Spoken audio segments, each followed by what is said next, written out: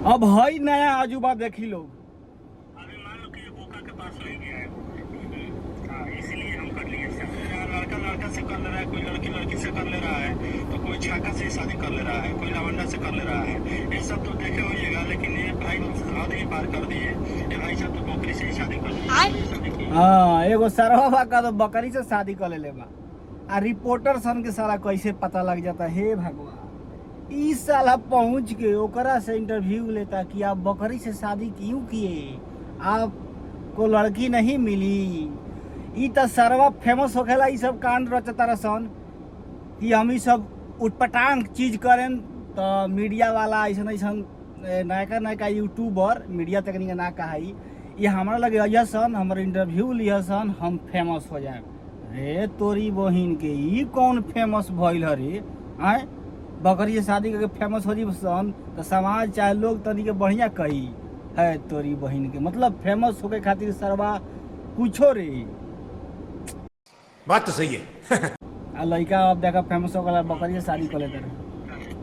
इंसान से हमको भरोसा टूट गया। अच्छा सर, बहुत धोखा देती है, हाँ इसलिए हम बकरी से शादी की। इससे समाज में क्या असर पड़ेगा? समाज में जो भी असर पड़े, समाज से हम बाहर ही रहेंगे, लेकिन बकरी के साथ रहेंगे। हाँ जियो रे महावीर बाबा। हाँ, बकरी के साथ ही रहेंगे। शर्म वरम नहीं लग रहा है, शर्म वरम बिल्कुल नहीं लग रहा है। उसको शर्म लग रहा है जो 2 लड़के के माँ भाग गए, 5 लड़के के माँ भाग गए, उसको शर्म लग रहा है। हम तो बकरी के साथ किए, बकरी कहाँ भाग के जाएगी?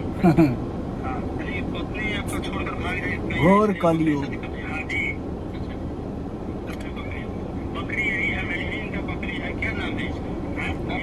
जान नहीं, मेरी जान है। आए? हाँ, जान को कोई नाम नहीं होता है, जान दिल के भीतर होता है। अच्छा, अरे तोरी माई की बकरी से कैसे आपका मतलब दिल लग गया? कोई मजाक वजाक तो नहीं ना? मजाक वजाक नहीं है, रियलिटी है कि मैं बकरी से शादी किया।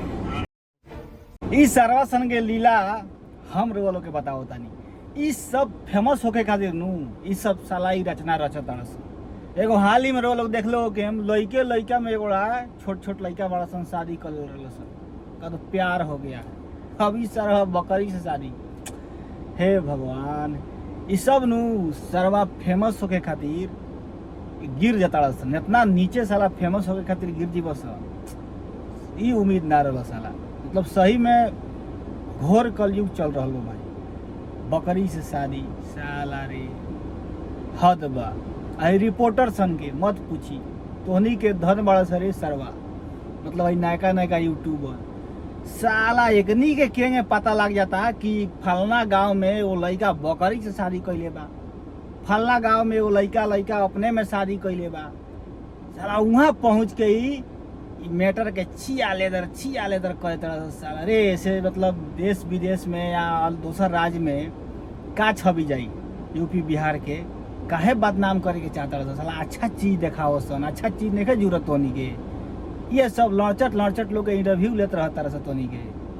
तोरी बहन पैसा कमाए खातिर व्यू खातिर कुछ हो मारवाना लसन ओकर वीडियो डाल लसन, एकरी बहन के बढ़िया व्यू मिल जाई है। मार चोद दिए भैया जी आप तो।